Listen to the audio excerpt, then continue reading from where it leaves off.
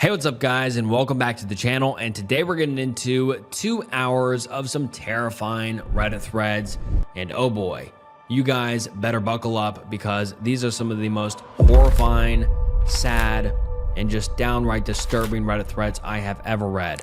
And like truly, these are some of the most heavy stories I have ever read. So yeah, just kind of trigger warning right now because these are some super disturbing Reddit threads. But I appreciate you guys stopping by nonetheless, and make sure you like the video and subscribe to the channel before we get into it. And yeah, this video will be long enough already, so sit back, relax, grab a drink and grab a snack. And without further ado, let's get into 2 hours of some terrifying Reddit threads. Disturbing image from a movie I watched last night was taped to my door. Originally posted to r/RBI, and the post reads as follows. Throwaway account as I'm extremely freaked out right now. And forgive me if this is the wrong place to post this. I just don't know what to do.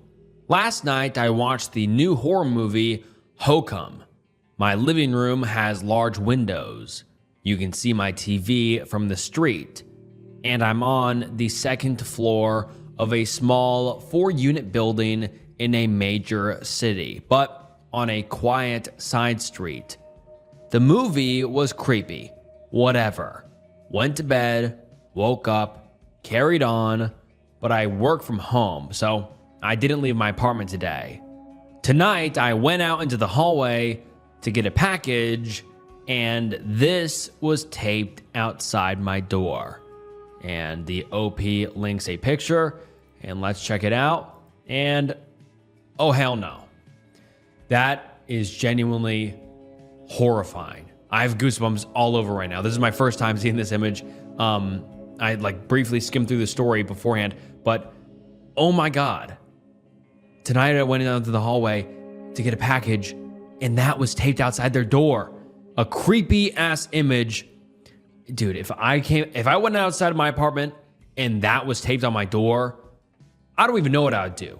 I would never leave the house again. I don't know, because that is horrifying. And the OP continues and says, it's an image from the movie I watched last night. Oh, hell no. I have no idea who could have done this. It was 100% not my neighbors. There are only 4 units. 2 are out of town, and the remaining neighbor is a middle-aged female psychiatrist, not the pranking type. I don't know why this has happened or how, and I'm honestly very frightened. And since I didn't leave my house today, I don't know if it happened last night, during the day, or tonight. The image is on standard printer paper, which means someone printed this at home. Cut it out, the edges are uneven, then came into my building and taped it near my apartment door in a spot only I would be able to see it. It's plausible they could have seen me watching the film through my large window from outside last night. I'm a woman who lives alone, and I'm honestly really shaken up. For the record, my landlord won't get a security camera for the building. I just ordered one to be overnighted on Amazon for outside my door, but I'm still very sleepless and worried, and I don't know how concerned I should be here. And just, oh my gosh, this is just so scary and so creepy. So that means someone was watching the OP through the OP's window, because the OP said their window was open. That means they were staring in. They saw that the OP was watching a scary movie, and they came in and taped it to their door, which is just so deranged and just unhinged. But now let's get into some of the top comments. One user says, you should shut your curtains at night, especially as a single lady. Another user says, 2 questions. Any chance one of the out-of-town neighbors have a house sitter? Any chance a friend knew you were watching this and did it as a prank? More likely is that a neighbor in a surrounding building did this. They saw your screen, recognized the film, and printed the picture out. What their intentions were seemed pretty variable. Maybe they were trying to hint to shut your curtains at night. Maybe they saw that you were watching something scary and thought it'd be harmless fun to add to the spookiness. Or maybe they watch you a lot and they're saying hi. Worst scenario. How they got in, I don't know. I personally would keep an eye out to see who might be able to see into your apartment. I try to see if I could catch anyone looking at my apartment. I'd probably get a security camera for my apartment door, but mostly I'd start shutting my curtains at night. I'm not trying to blame you. You aren't the problem here. I'm a woman who lives alone too. And this post will remind me to keep my curtains closed at night. And the OP replies and says, only one of my friends knew I was watching that movie last night, and she lives on the other side of the country. A house sitter is possible, as they each have pets. Thank you for giving me the idea. I will text them and see. I normally do close my curtains and feel like a fool for not doing so. I started the movie when it was still light outside, so it slipped my mind as it got dark out. And it also never occurred to me that someone would take note of whatever I was watching, go home, print out a scary image on a piece of paper, cut it out, come back, somehow get into my building and tape it to the wall by my door. Definitely a lesson going forward, but just am mostly worried I haven't seen the last of whoever did this. And someone replies and says, they can get into your building, they watch you. I really don't like the sound of this. I'd personally make a police report just in case this isn't an isolated prank. You have to report everything if you want them to take it seriously. And get cameras that watch the hall in the front of the house. And that's a good point that kind of slipped my mind. This person was outside the OP's door, which is obvious, but also that means whoever this possibly crazy person is could wait outside the OP's door. And when the OP opens it, who knows what can happen. And whoever does that is just deranged because, I mean, even one user says right here, one user says, you feel threatened because someone would have had to be watching inside your apartment to know you were watching the movie. Then they went out of their way to set something up to scare you. That's not normal. I would ask for the officer's info and badge number and ask if it will be more time consuming for him to deal with an IA report, no matter how trivial, or just file the GD report. You have to make it uncomfortable. Make them feel like if they don't listen, they're gonna be the first idiot cop in a long line of idiot cops who didn't take you seriously, having to explain why that was the case either to a jury or a true crime doc production crew. At this very moment, either of you could be right. It's either no big deal, or it's the very beginning of a very big deal. Make them uncomfortable enough with that idea to just take the report. And the OP replies and says, I really need to hear this. Thanks so much. And yeah, like I said, I completely agree with the commenter here that starts off by saying, this person is not normal. If it was your friend, then yeah, it's a harmless joke. But if this is a stranger, and for a stranger to go through all of this, to scare you, to make you feel uncomfortable, that's not normal. That is just disturbing and unhinged. But the OP comes back the next day with an update. And let's get into it. I want to thank everyone who commented kind and concerned advice on here, especially those who suggested checking with friends about their pet sitters. Turns out, it was one of them. Their family friend's 16-year-old son was watching their cat and thought it'd be funny. My neighbors were horrified and apologized profusely and said they won't use his services ever again. For those saying this story is fake, I hope nothing freaky like that ever happens to you. Ever. It was really not fun, and I'm not the least bit interested in attention. But I am incredibly relieved that now I know who did it, and it wasn't some stranger off the street. And yes, I am installing the cameras I ordered regardless. And I will always watch movies with the curtains closed from now on. Thank you all so much. And so that is just the most relieving update ever. We found out who it was. It was just a 16-year-old playing a prank, and hopefully he meant no harm to the OP.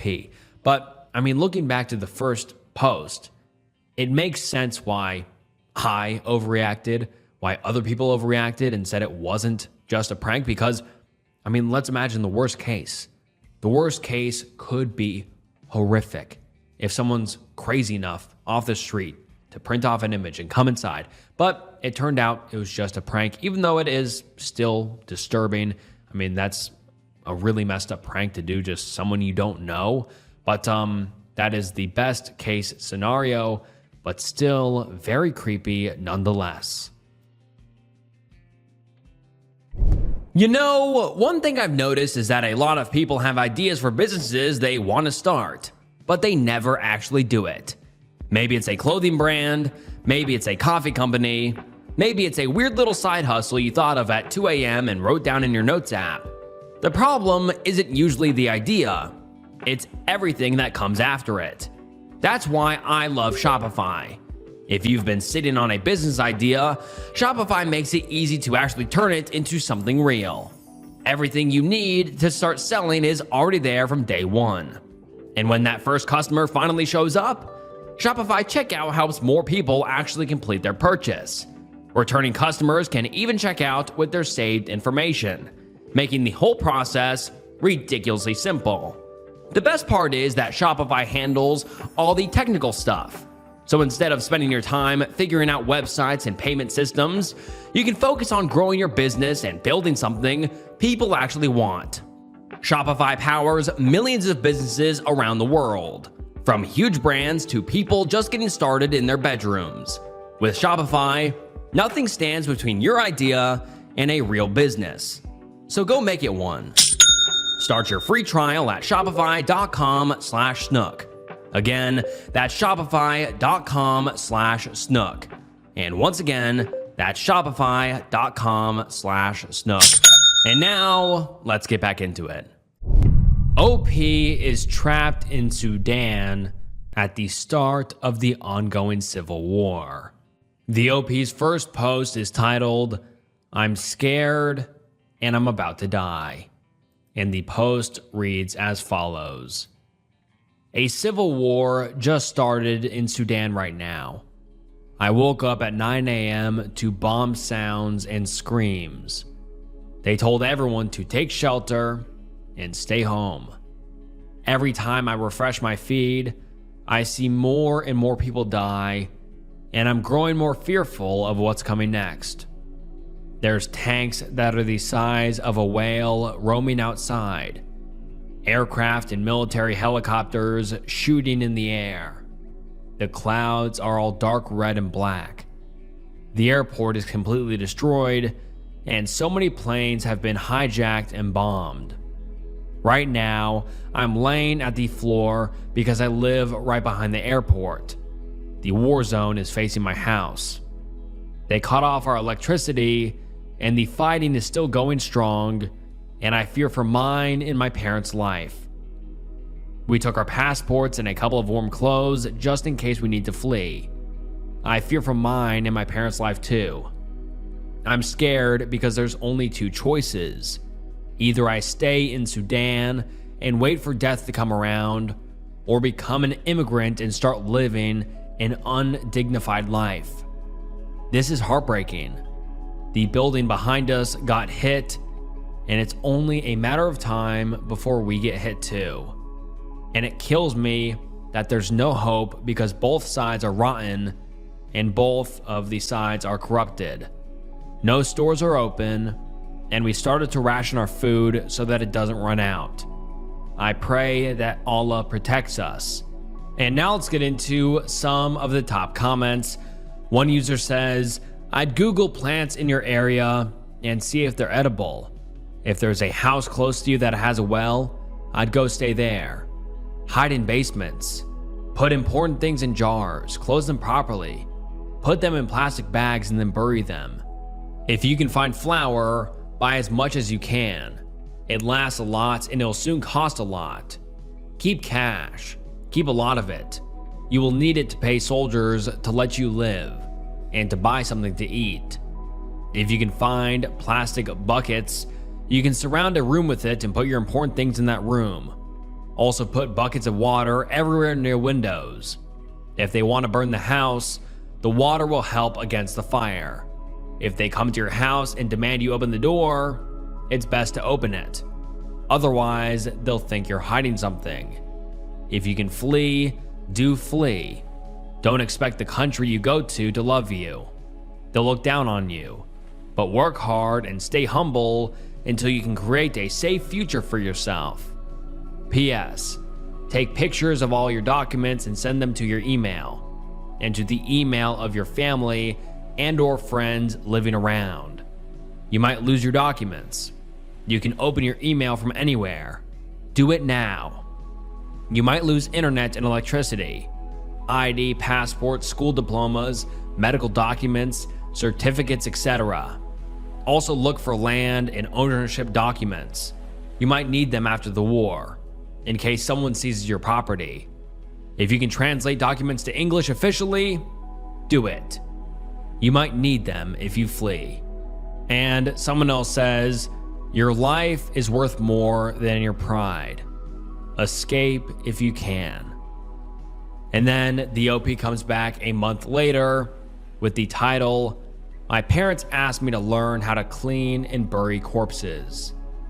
It's been over a month now for the civil war that happened in my country, Sudan. Things have been going downhill ever since, and so is my patience and mental health. It's been 21 days of no electricity and water, and our food in the fridge, or what's left of it, is all spoiled and rotten. We are running out of cash, and I don't know how to run things anymore. The stores all around us are closed, and all of our cash got spent on buying water from the milk van.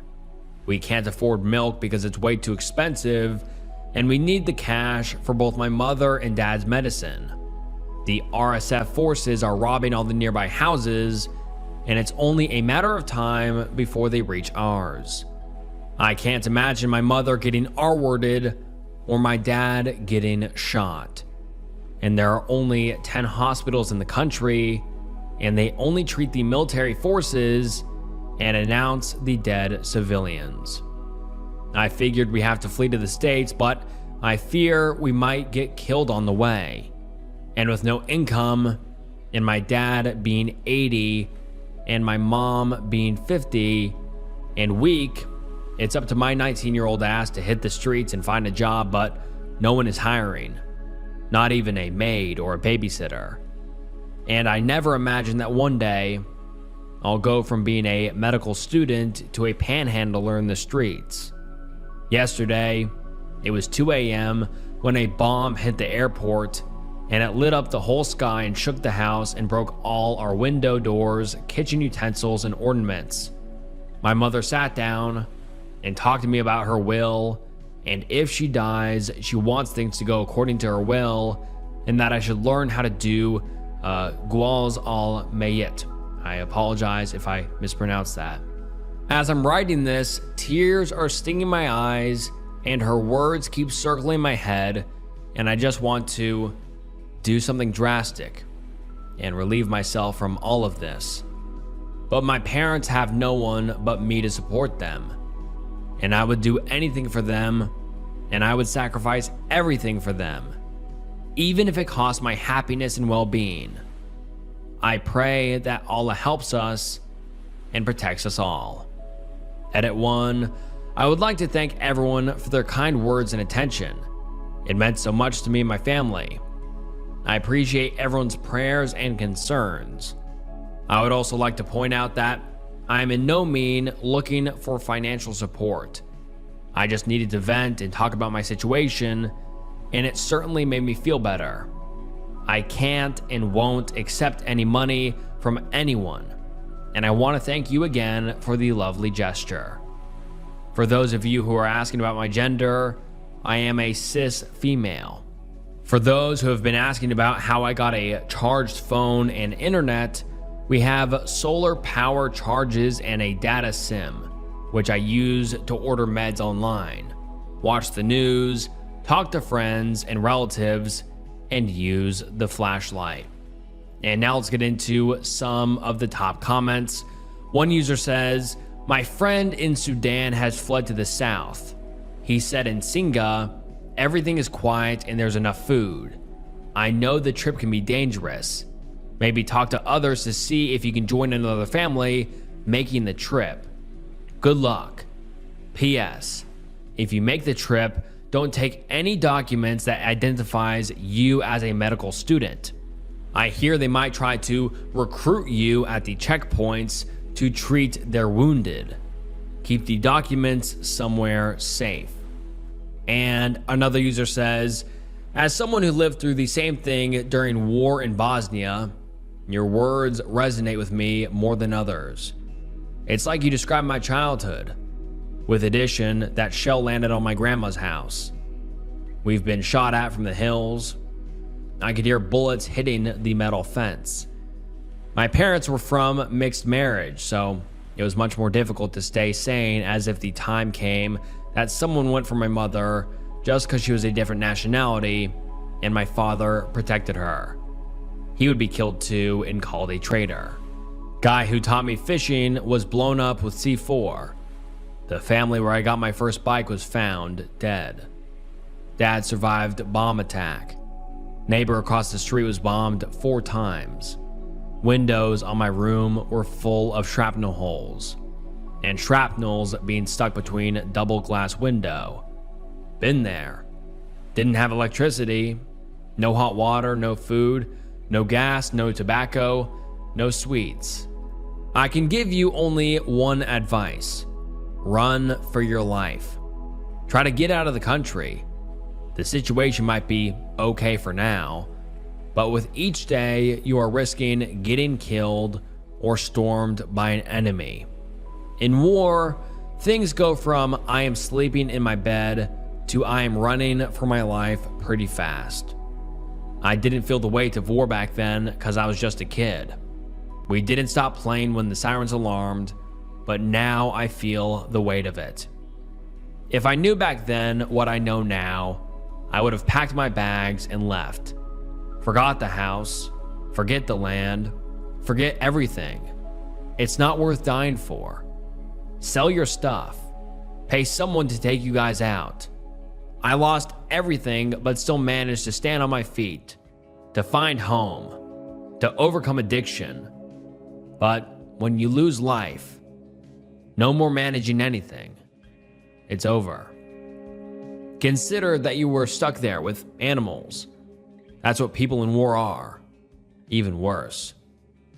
One time, some random guy came to my garden, had a coffee, and then pulled a full pocket of earrings. He told my mom to pick one pair for herself because she made him coffee. There was still blood on some of them. Run, my friend.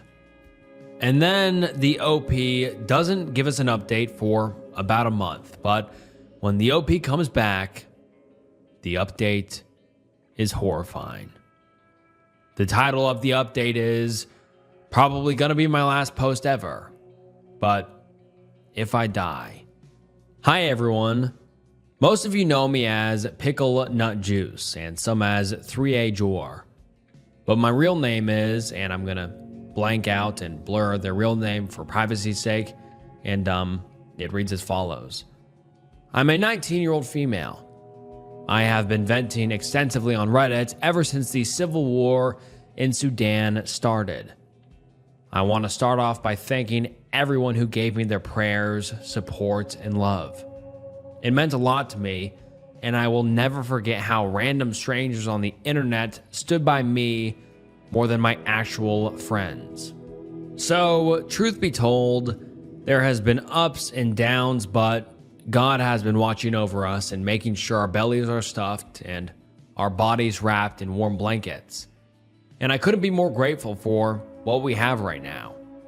It might not be much, but every time I curse the situation I'm in, I remember that there are families who are dealing with even worse issues, and I pray everyone makes it through these difficult times. For the past 2 weeks or so, we've been attacked and held hostage by the RSF. They took our phones, and I managed to hide this one inside a box in a refrigerator. Our housekeeper just passed away a few minutes ago from all of the beating and R-wording he had to go through. I saw him getting R-worded with a glass bottle. And it broke while they were doing it to him. And they still kept doing it. We had to wear gloves and dig in to remove the glass pieces and perform something to him, then wrapped him up for the men to take him away so they can bury him. May his soul rest in peace. The RSF are targeting us because they want our cars. They destroyed and robbed all of the cars outside. The ones that they need is the Toyota Tacoma and the Land Cruiser, and other small cars are just milked out of fuel. And they managed to get inside and found so many big cars for them to take away. Now my car is parked right behind them, and they took out the wires, started the car, but it won't move because it's an automatic geared car and it needs the car keys. And we denied that we even know who this car belongs to. I finally managed to convince my mother and my dad that sooner or later we are gonna get killed if we just wait for them to run their business, and that we should take a run for it because we are now fugitives in their eyes. We are planning on going to Bari, which is a nearby city, and it's not safe, but at least we aren't wanted there. But the road to Bari is extremely dangerous. I don't know what's about to happen to me or my family, but for what it's worth, I thought I'd just save my last words here. I want to thank my mother, who fed and raised me, and nursed me when I was at my lowest, and cared for me when no one else did. And to my dad, I want to thank him for helping me pursue my dreaming of becoming a doctor and protecting me at all costs, and raising me to be the woman I am today. And to my best friend, you have been the most loyal friend I could ask for. You stood beside me, and even though you're the most annoying human being on earth, I love you. I really do. My fellow readers, I don't want your empathy or pity. I want you to pray for me to be able to get through this so that I can see the light of the sun with you. And if I don't make it, then I want you to remember that I stood my ground and stayed strong because of you. I pray that Allah protects me and my family. And now let's get into some of the top comments. One user says, "May you have all the luck and blessings I could hope to help you." Another user says, "I will pray for you. I wish the best for you and your family. I hope you can actualize your dreams of becoming a doctor. I am studying to become a doctor too. Thank you for sharing your story. Stay strong." And we don't hear from the OP for a few days, and everyone becomes understandably worried. But 5 days later, the OP comes back with a comment. It was a link to an Instagram video of a person, which we presume to be the OP. filming from the backseat of a car passing over a bridge spanning a river. And it was confirmed in the comments to be the Nile River. And the caption on the video reads, "Happy to say that I am alive and well and officially out of Khartoum." And the OP links a video to them, driving over the bridge. And nothing short of just, relieving. After reading that last post, I really thought it could have been the OP's last words. I thought the OP could have, gotten killed on that journey out. But thank God they survived. And many people in the comments say, "Girl, I'm crying watching this video. This is the best news. We have all been so worried about you and your family." Another user says, "I'm so happy for you. I hope you all get to go where you're going safely. You're in our hearts and minds." And then 5 months later, someone asked the OP how they're doing, and the OP replies and says, "Thank you so much. Me and my family are doing okay." And this is just one of the most horrifying Reddit threads I have ever read. As we're going through this, we can see the escalation of the civil war, how the OP says, "Oh, it's just starting. It's scary, but we should be okay." And then fast forward a post or two, and the OP says that their housekeeper was R-worded to death with a glass bottle. How horrifying is that? No one should ever have to witness that. And for a 19-year-old girl to have to witness and endure this and take care of her parents, that is a burden no one should be carrying. It is just heartbreaking. It is heartbreaking and horrible. But thank God that the OP and her family escaped, hopefully safe, and are in, somewhere safer now, and they stay safe. But truly, this was just one of the most horrifying and just truly scary Reddit threads I have ever read. I really hope the OP is doing better now, and the OP's family. And I hope that other families in Sudan right now who are in a similar position can escape, hopefully unscathed and safe, because the Sudan civil war started in 2023 and it is currently still ongoing. My 21 male girlfriend, who is 20 female, was R-worded while in the process of cheating on me. I don't know what to do from here. I've been sitting here for like 15 minutes trying to figure out how to start this. My head is completely spinning. My thoughts are just all over the place.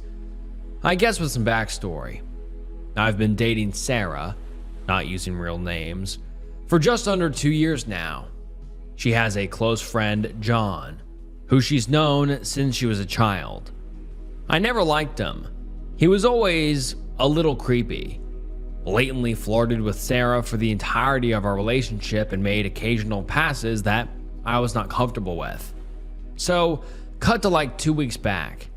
Sarah and I were invited to a gathering/party by a mutual friend.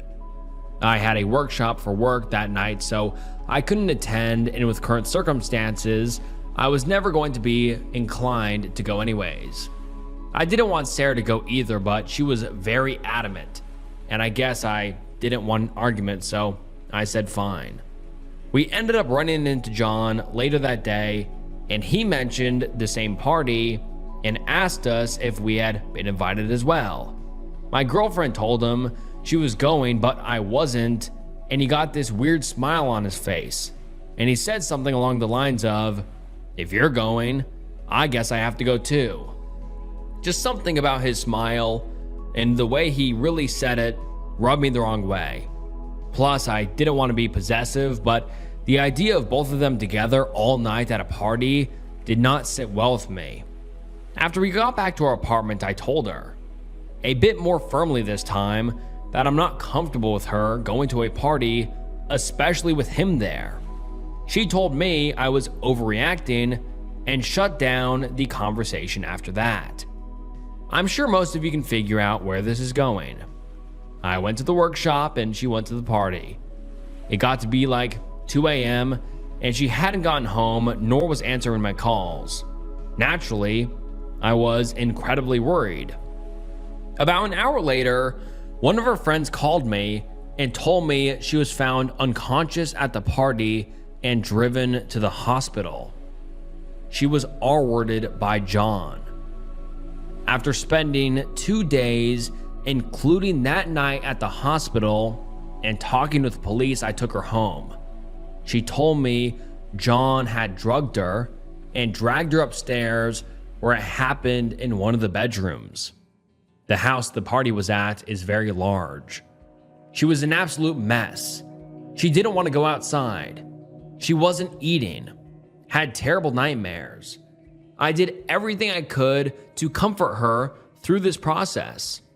I was devastated for her and hated to see her like this, but, and I know this makes me sound like a terrible person, I don't blame her for John assaulting her, but I couldn't get the fact I tried more than once to dissuade her from going to the party. And specifically saying her being with John makes me uncomfortable out of my head. I feel like I could have done more to protect her, and she should have listened to how I felt. Important side note, turns out John is literal living garbage. After her assault, we both felt it was best to get justice. There were drugs in her system and all the physical indications of R-word. We immediately filed a restraining order and the police opened an investigation.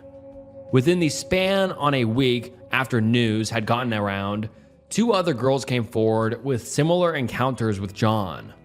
So this guy is basically a serial R-wordist. And cut to now. My girlfriend is still in no better shape than she was 2 weeks ago. She gets panic attacks out of nowhere. She's lost like 15 pounds and absolutely refuses to leave our apartment, even to seek therapy. I was committed to taking care of her and being there for her, but I got a call from one of my close friends, Sam, this morning. It was a long conversation, but it basically boiled down to him, as well as many others at the party that night, saw Sarah flirting with John the entire beginning of the party.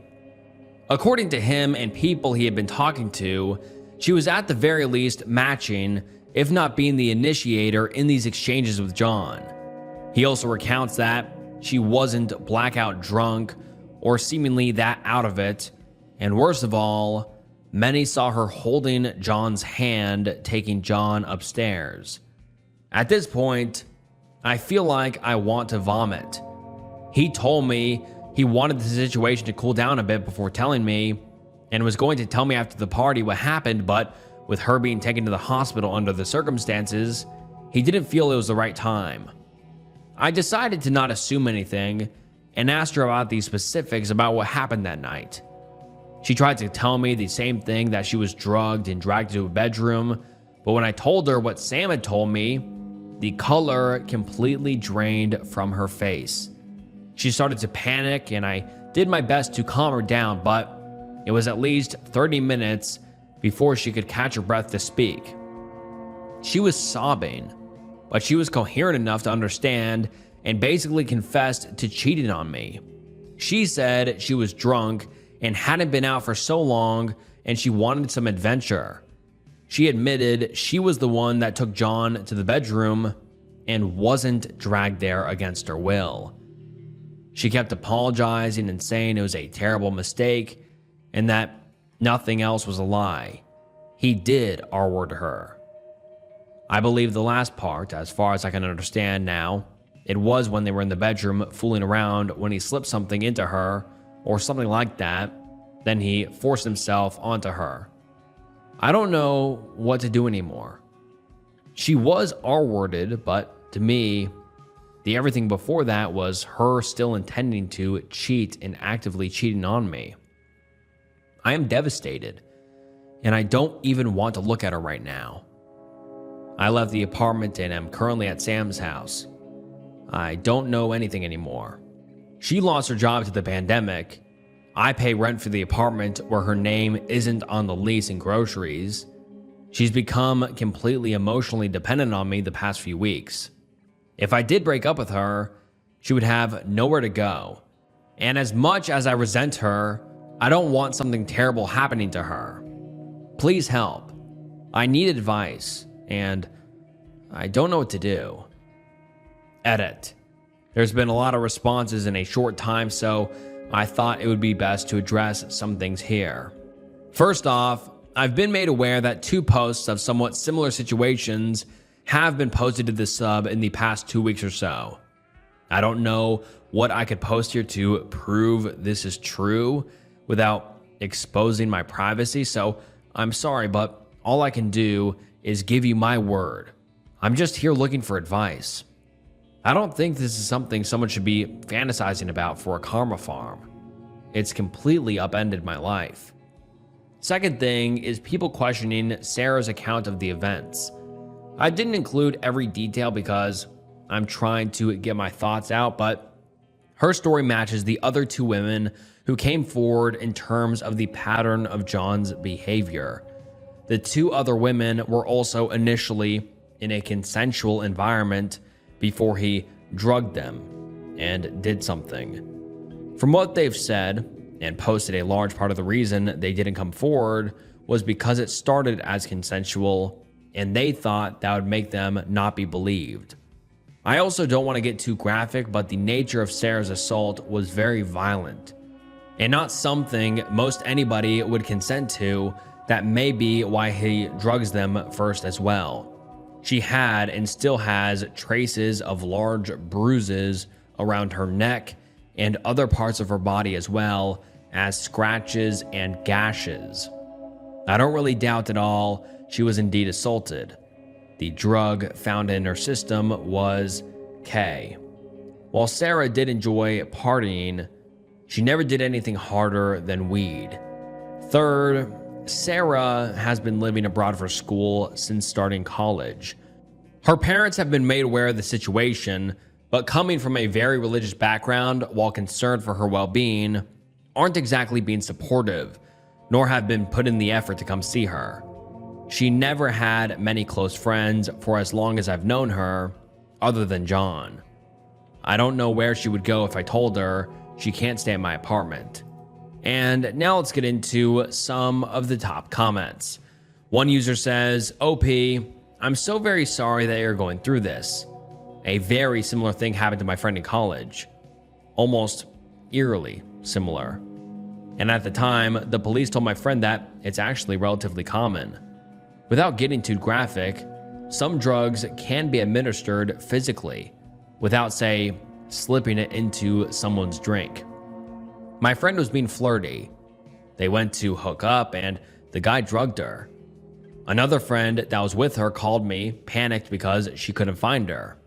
Once I got there, sober, obviously, I pitched a fit of epic proportions and refused to leave without checking every room, or I'd be calling the police to look instead. The condition we found her in was severe. Very few people would consent to that kind of physical damage. Because I took her to the hospital, and the extent of damage, her boyfriend obviously found out, and then later found out that her intention was to cheat. It was a horrific situation for everyone involved. They lived together off campus. Their lives were super entangled. My friend no longer felt safe alone. And no matter how much we wanted to support her, she didn't feel safe with us. I guess she didn't think we could physically protect her. I don't know. So she depended on her boyfriend 24/7, and he was absolutely wrecked emotionally, both from what happened to her and how betrayed he felt. He told her he would support her as someone who cared about her, and they'd reassess their relationship later.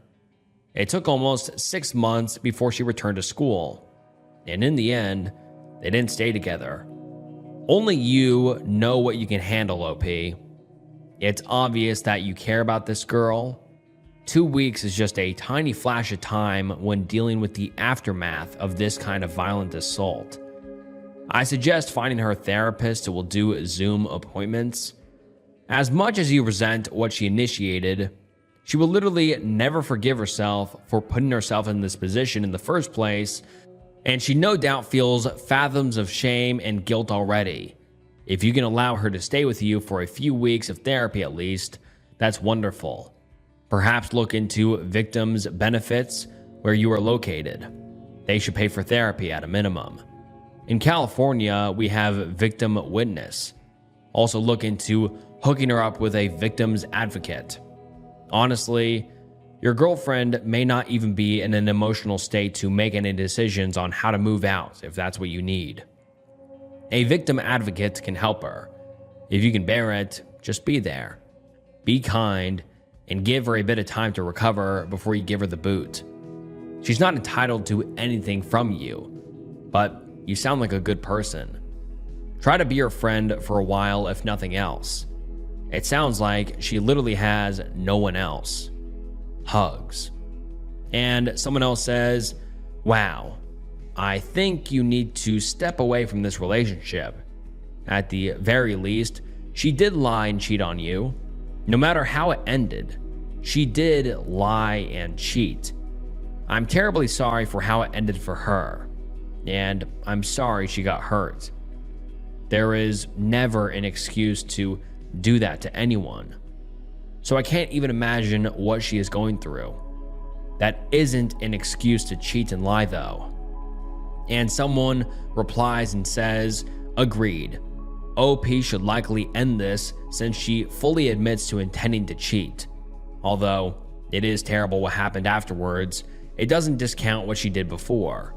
However, and this is important, I believe that she will likely frame such a scenario as, my boyfriend broke up with me because I was R-worded. And I don't think that this is a massive stretch, since she has already demonstrated that she can be deceitful through her unfaithfulness. In which case, OP had better be prepared to be seen as the bad guy in the aftermath, as people will also likely side with her over him. All conjecture though. And someone else says, probably going to be unpopular, but I'd say break up with her. What happened to her was horrible, but you shouldn't date a cheater. Rather than dating her, maybe stay by her side as a friend. Get her into therapy if she isn't already. But yeah, that's not a good relationship to keep going forward. And then the OP comes back 2 weeks later, and let's get into it. Hey everyone, sorry I've taken so long for this update and lack of replies on the previous post. I needed some time to sort out the situation, but I did read most as many replies as I could, and I appreciate all the advice and messages, especially from those who had been put in similar situations as I. I guess I should start by clearing a few things up. First off, to everyone who thought my story had holes in it, it definitely did, and I'm sorry for that. At the time, and even now, I was missing a lot of information and was filling in holes as best as I could with what I had. I also didn't want the post to get too long, so I left out information that I guess would have painted a better picture of my situation. I'll try my best to include those missing details. If you're just interested in the update, skip down a few paragraphs. So, details about John. He is part of Sarah and I's social circle and lives quite close to us. Some of the behavior from John towards Sarah that made me uncomfortable throughout the course of our relationship included constantly making comments about her body, putting his arm around her every chance he could, asking her to go with him on trip to Europe last summer, just the two of them, poking her breasts when she's wearing tight clothing, and saying things like, I'm lucky I met her when I did, or she would have been with him by now, etc. It's not any one thing, but a culmination of everything that made me uncomfortable with her spending a lot of time with him. She never encouraged this behavior, at least when I was around, but didn't actively discourage it either, despite we openly talking to her about my boundaries. She just brushed it off as them knowing each other for so long and being comfortable with one another. A few smaller details I guess were relevant I should mention. One, we are not in the US. The pandemic, while still obviously an issue in our country, in our area is relatively pandemic free. And everyone going to the party Sarah went to were part of our larger social circle. It was at a large condo a friend of ours was renting for the summer. It was not some open invite party with 100+ people. Still dumb, I know. There were 30-ish, maybe 40 people there, so in hindsight, yeah, no one should have been at the party to begin with. Lastly, clearing up both Sarah and I's financial situation, I am lucky enough to have my parents paying for my tuition, whatever scholarships didn't cover, so I can focus my resources on just day-to-day living costs like rent, groceries, etc. Sarah, on the other hand, was pretty much thrown to the wolves after finishing high school. Her parents, like I stated in my edit, are very religious and very controlling. So they told Sarah they were only going to pay for her schooling if she went to a local college. She refused and came to my school. She lived in residency for her first 2 years, which was covered by financial aid. I got my apartment about a year ago, and with the pandemic and her not wanting to go back home, we decided it would be best if she moved in with me. Her finances are basically completely tied up on tuition and student loans, so I offered to keep paying full rent despite her living with me full time. And now onto the actual update. Oh boy. I wish I could say things have gotten more clear in the past week, but honestly, it's been a total cluster F, and it's only gotten worse. I spent a few days at Sam's reaching out to friends, trying to get a clear picture of what happened that night before going back to talk to Sarah. I got told the same story multiple times, that she was the only one who started flirting with John and he led him upstairs. I should say right now, in my first conversation with Sarah, confronting her, she didn't explicitly say she had intended to sleep with him that night. She just confirmed she took him upstairs. She was basically having a panic attack throughout the entire conversation, so I had a hard time pushing for clarity. So, by this point in my heart, I was trying to find any excuse at all for her to save a relationship, but my mind was telling me that the relationship was over, at least for the time being. But as many of you commented, despite my obviously grief in losing a 2-year relationship, I decided I would be willing to let her stay in my apartment again, rent-free, to at least the end of October, to sort out other living arrangements and support. I called her about 3 days ago, after staying at Sam's, and told her I'm willing to listen to her side of the story, but I need the complete truth about everything. And she agreed, so I went back to my apartment later that evening. We sat down and I asked her about what really happened that night. She started crying right away, but not panicking, and told she had to tell me something about herself. Sarah has always been into the partying scene more than me. I've never really been comfortable around drugs in that environment in general, but I went with her anyways about once a month or so. Her, on the other hand, would have girls' nights out and parties pretty much every weekend. Right at the beginning of our relationship, I told her I'm not really comfortable being with someone that is involved with hard drug use. My brother has a history of addiction, and I've seen what it can do to somebody and the people around them. She told me that's fine since she only drinks and smokes weed occasionally. Well, it turns out for about a year now, she started doing harder drugs at parties when I'm not there. And her girls' nights were often just her and some from our social circle, John included, going to a friend's apartment to do mushrooms. I was shocked to say the least, and I didn't even know what to think in that moment. I just tried to ask her more about what happened on the night she was assaulted, and if she was intending on cheating on me that night.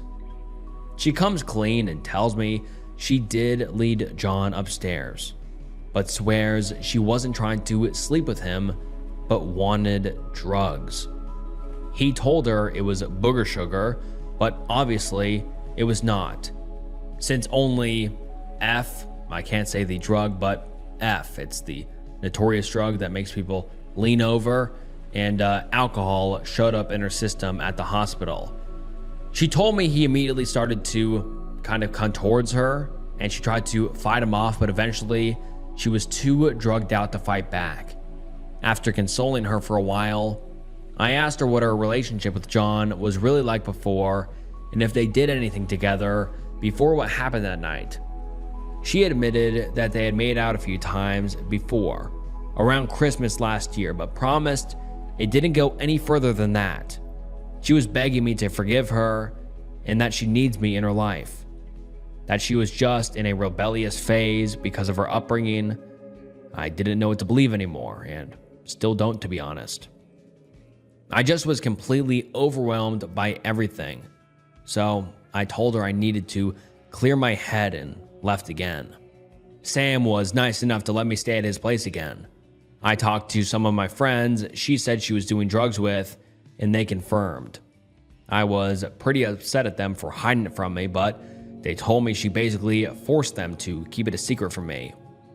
It feels like so much of my relationship was a lie.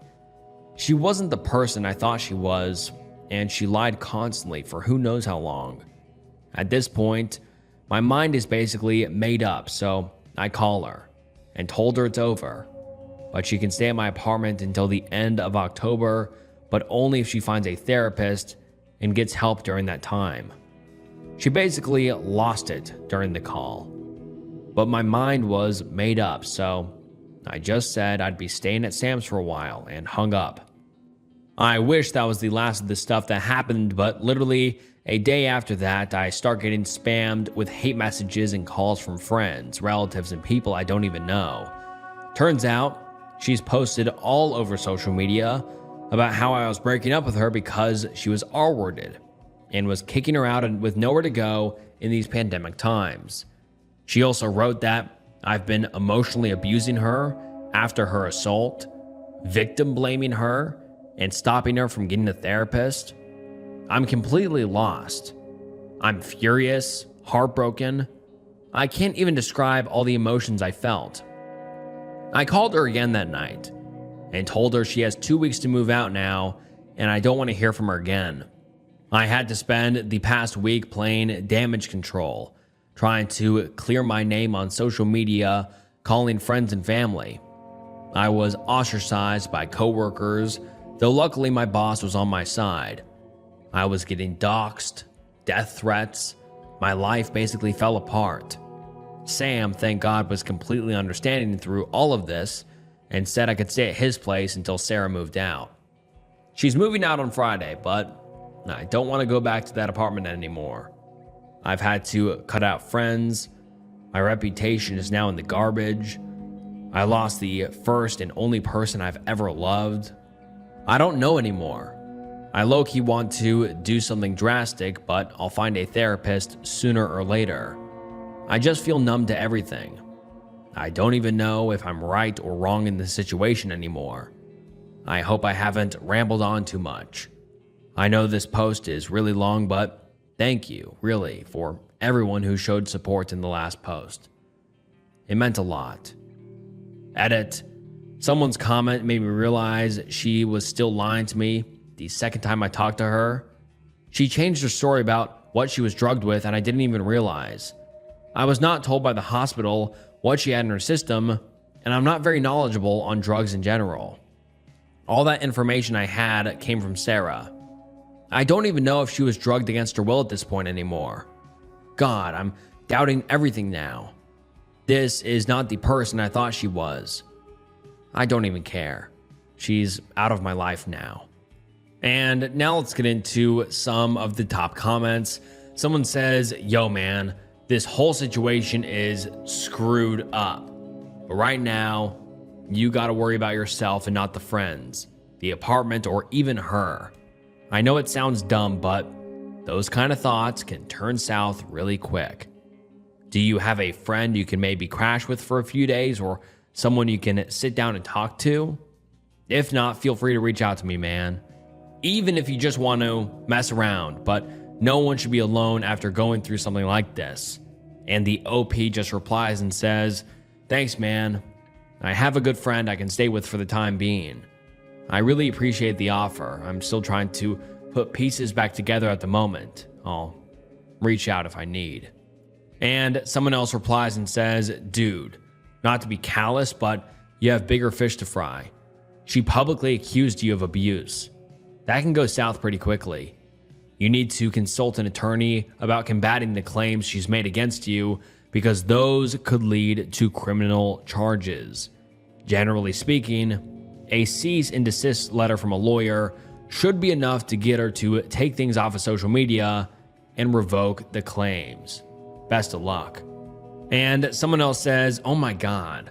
While reading this, I actually thought this girl you loved is human garbage, but felt a little bad because maybe she was really truthful. But nope. You reject her and boom, she goes nuts. I'm sorry, my man. Nobody should have to endure what you're going through. I wish you the best of luck. I hope you can get over all this someday." On a side note, the friends she did drugs with and covered her, you said they were your friends as well? They are not. And someone else says, "If your friends believe her without listening to your side of the story, they weren't real friends to begin with. I know it has to be hard, but use this as an opportunity to hit the reset button and start over. You will find love again. I promise. Stay with Sam for a while and allow yourself time to get it all figured out. Look into getting a different apartment, the options for breaking your lease, etc. If she was stupid enough to make the post on social media, print them out or take a screenshot of them. Depending on what she said, you might be able to sue her for defamation of character. Oh, and make sure she pays for her share of the rent or lease breaking fee while you're at it." And the OP replies and says, "Yeah, they were always more her friends than they were mine. I see that now. I mean, they would go out together way more often because I'm not much of a party person. I know who has my back now." And man, just what a mess of a situation. I mean, the OP just got their life basically ruined. I mean, their girlfriend got apparently R-worded, and he just tried his best to console her and help her out and help her recover. And he turns out she was lying to him, and he doesn't even know what's true. We don't even know what's true anymore. And when he says, "Hey, you lied to me, you cheated on me, I think our relationship is done." He even offered to let her stay for 2 months after, and then she posted all of these horrible things on her social media, calling him an abuser. I mean, like, this guy got his entire life turned upside down just like that. And I mean, it truly is heartbreaking because this guy was just trying to be a supportive boyfriend, help his girlfriend out, figure out the situation, try to reach the truth of it. He was being understanding, talking to people, trying to figure out the truth and not jumping to conclusions. And his girlfriend just flips on him, tries to ruin his life, make all his friends turn on him, etc. I mean, it really is sad. And also, I hope John goes to jail because, I mean, there's 3 victims of John now, 2 that have spoken out, and Sarah. And hopefully this whole scenario doesn't mess up him being able to go to jail, if that makes sense. Some people in the comment section were worried about that. They're like, hopefully this whole mess doesn't mess up that other stuff and doesn't obstruct the justice, which hopefully it doesn't. But I mean, it's so sad for all the victims, and hopefully they can get justice soon. And the OP, I mean, their life just got turned upside down, and just a horrible, hot mess of a situation. And we have never received another update. So I wonder what ended up happening with this entire situation. What happened to John? Did he go to jail? What happened to the OP?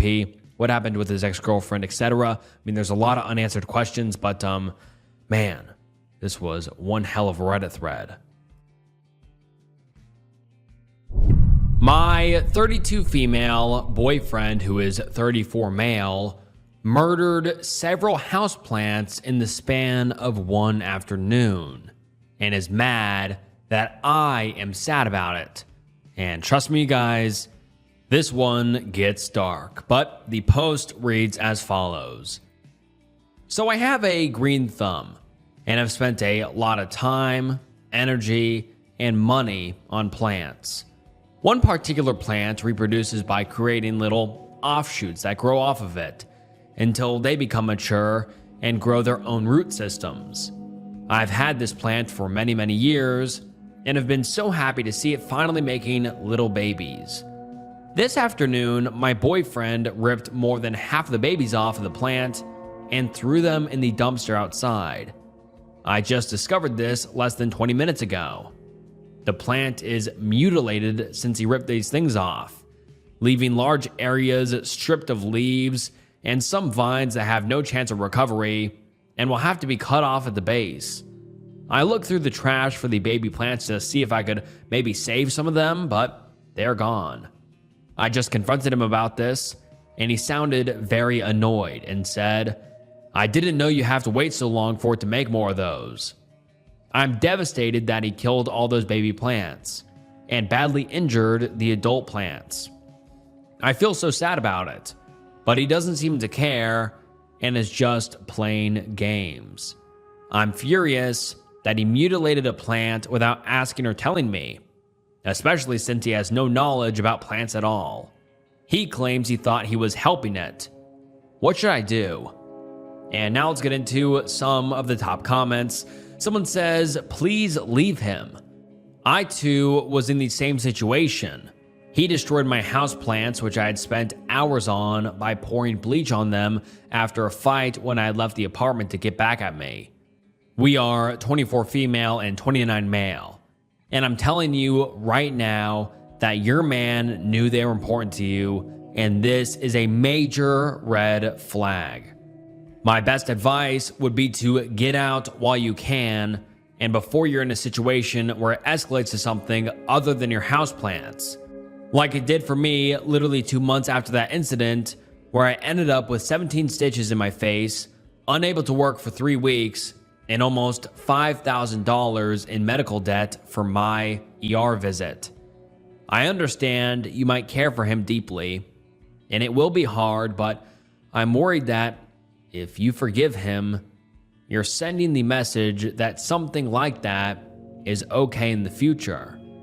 Don't waste any more of your time or resources on someone who doesn't respect things that mean a lot to you. It's like directly clowning on you, which is something that shouldn't be okay or done by someone who loves you ever." And the OP then replies and says, "Yikes. Oh my God. I'm glad you got out of that situation. I will consider what you say." And another user says, "Leave, leave, leave. I had a boyfriend like this once who tried to ruin things that belonged to me whenever he was angry enough to feel justified. A sure sign of extremely poor emotional boundaries and judgment." And another user says, "Kick his ass to the curb." And then we don't get an update for 2 years, but the OP comes back with a chilling update. This update is titled, "My boyfriend murdered several houseplants in the span of one afternoon and is mad that I am sad about it. Update: he has now killed my cat." So a few years ago, I posted about how my boyfriend, M34 at that time, had utterly mangled several baby plants and one adult plant with no remorse whatsoever. I wanted to update you all on what happened afterward. Well, several of you told me to run. Reddit, you were right. About a year after that, we broke up when it was clear he had been lying to me about some huge, important relationship issues that will not be central to this post. Marriage, money, our shared business, other women, etc. After we had the final blow-up fight and I left, things got worse, and his true colors came through again. I should have listened to your warnings. This time, The victim was one of my cats. I had 2 cats, a calico and her baby, a fluffy tuxedo cat. This tuxedo cat was my absolute darling, and I adored him more than anything else that breathed. Unfortunately, my now ex knew this. When I decided to leave him, I packed up my suitcase and booked it to my friend's house. So he decided to poison my cat. He called me saying the cat was ill, so I drove to the veterinary hospital immediately. When I received the lab results, the vet outright said, "It looks like he's been poisoned." His kidney levels were literally off the charts, as in the machine could not longer accurately even read how high they were. The vet described it as, quote, "His kidneys are basically solid." I had a previous cat who had a genetic condition that predisposed him to kidney disease, and at 14 he died from it. When he passed, his kidney levels were nowhere remotely near as bad as this previously 100% healthy 6-year-old cat. Hours later, I had to decide to put him down. I called the hospital and gave them the address where I wanted the ashes shipped. Before they were shipped, ex-boyfriend went and picked them up. He denied me having the ashes, saying I owed him the entirety of the cat's final veterinary bill before he would even let me have the ashes. I never received them. When I tried to pick up my other cat, the calico, he said he would only give her to me if I paid him $1,500. Feeling I had no legal way to reacquire my cat, I cut my losses to get away from him and moved across the state. I wish that was half of it, and it was certainly the most horrible thing he did. He made every attempt he could to ruin all my social connections and went out of his way to extort and harass me, including showing up to the place I had been sheltered and demanding to come inside, and texting those inside to come out, thus me having to move so far away. I lost my relationship, my home city, several friendships, and both of my cats in the span of 3 weeks.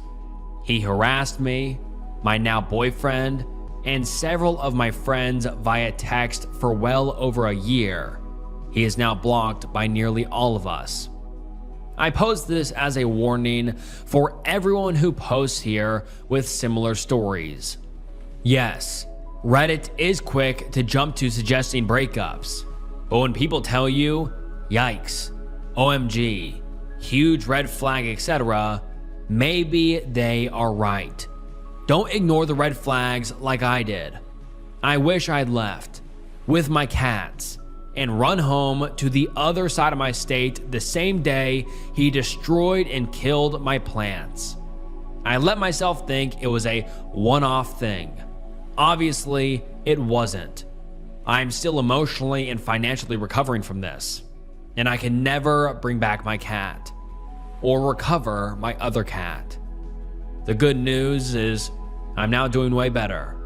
I have a new supportive and loving boyfriend, and he got me a new cat. He loves me, and we just bought a house together. Life is actually pretty peachy, but it only started to get better when I completely cut the last guy out of my life. I'm honestly doing pretty well for myself, and can't wait for what this new year brings. Thanks for trying to help me, Reddit. As long as I waited, I'm still glad that your voices were in the back of my mind, helping to enforce the decision when I finally did leave. You guys and gals are awesome. Happy 2023. Edit. Some people have asked why I left my other cat with him. I didn't. He stole her. I attempted to reacquire several times, as the vet bills for her were in his name.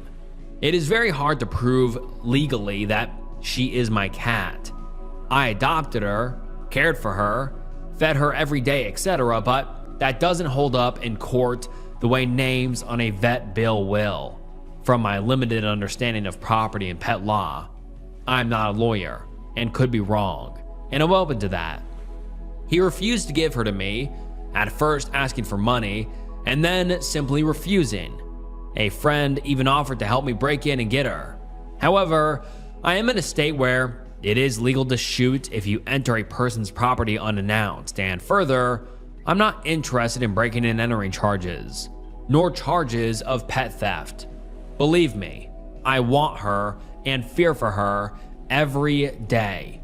I tried as best as I could, but all my further options are illegal.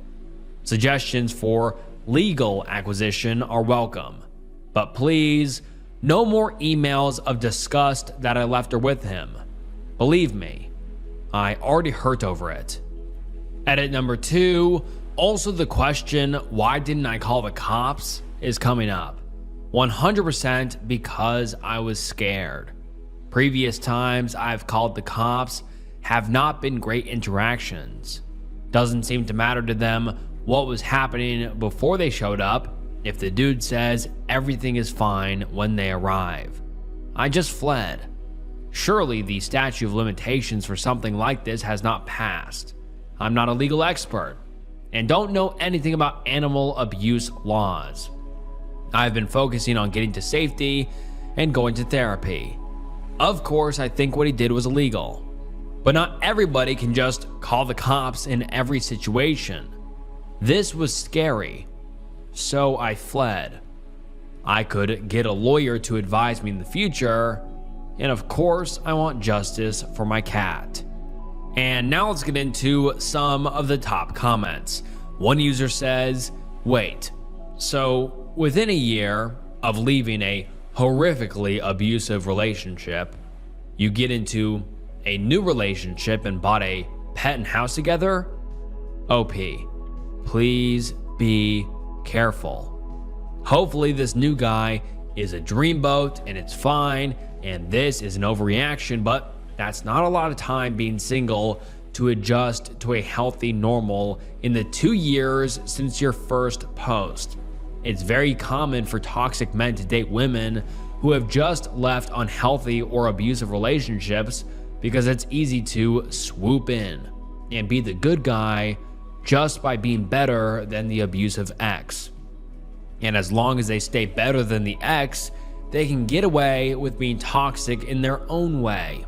Abusive relationships mess with our minds and our sense of normal, which is why toxic people like to date people who have just left abusive situations. Hopefully, I'm overreacting, but buying a house and a pet within 18 months of dating is very fast-paced, especially without that year being single to focus on healing and being okay by yourself after that ordeal. And another user says, get the veterinary report. Give it to the cops. The boy needs serious jail time. And this ended up being the OP's last ever post because the OP's profile has since been deleted, but this post was from 4 years ago, so hopefully from that time and within that time, the OP's ex-boyfriend has since been arrested and is in jail for hopefully a very, very long time. Need help with serial prowler. Originally posted to r/RBI, and the post reads as follows. Hello. My husband and I discovered a prowler walking around the back of our townhouse a few nights ago. We later discovered he had been here 6 weeks earlier, at almost exactly the same time. We are furious and terrified. We effed up by not being diligent by closing blinds / keeping a light on back there and not paying great attention to our security cameras. I will admit this. We have since remedied all of those issues, seriously beefed up our security, placed more cameras, etc. After getting a lot of great suggestions from locals on Nextdoor / my brother, who is in law enforcement, we called the police right after it happened and shared the second piece of footage as soon as we discovered it. We shared these videos with all of our neighbors and provided them with the same tips we received, along with dowels for their sliding glass doors. We have the means to protect ourselves, and I am proficient in using those means.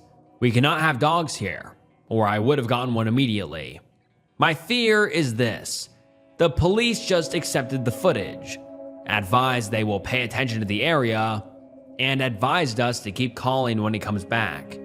Given the repeated peeping incidents, I fear that he will escalate, and who's to say it won't be next time.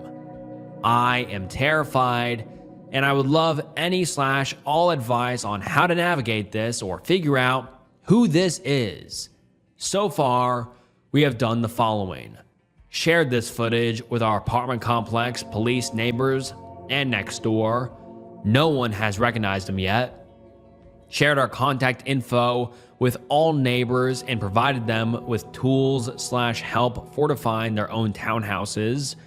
Gone to the apartment complexes nearby to share the footage to see if they recognize him. No luck yet. Reached out to our local news station in hopes they will get the word out. They have passed it along to their reporters. And fortified all exterior windows/doors and installed motion-activated lighting/additional cameras.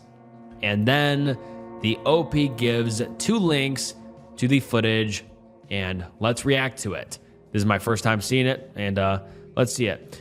All right, so we see that this is the OP's backyard, it looks like, with a sliding glass door, and immediately I have goosebumps. There is this guy walking up to the OP's back door, I assume. I don't know what time this is. Oh, it looks like 11:17 at night. And this guy is just peering into their window, which is terrifying. I have goosebumps all over. This weirdo just walked up, peered inside, and looks like he's walking away. Looks like he walks back, and he continues on. It looks like he has a mask on, and yeah, I guess people can't recognize him. And then let's get into the OP's second piece of footage. Oh, wow, we see this guy walking up immediately. He puts on a mask, and once again, he's just creeping around, and he just looks, oh, this time he like kind of gets spooked, it looks like. But he's like looking for something. I assume this is like the OP's like living room. I mean, that's where most sliding doors go, unless it's like their bedroom has a sliding door. But yeah, this guy just peers in. I think he looks up and maybe sees the OP or hears something, and he tries to get out of there. But that is just horrifying. I mean, so scary how this creep is just lurking around the OP's backyard. I mean, that is so effed up. And hopefully the OP can call the police and they can do something about this, and hopefully this guy leaves them alone. But let's get into some of the top comments. One user says, I get wanting to have him get caught, but one of my first instincts would be to print out and tape up a sign inside the window saying, smile, you're on camera, and the police have been notified. I do like the idea of motion lights. I also wonder if it would be worth looking into a motion-activated sound recording.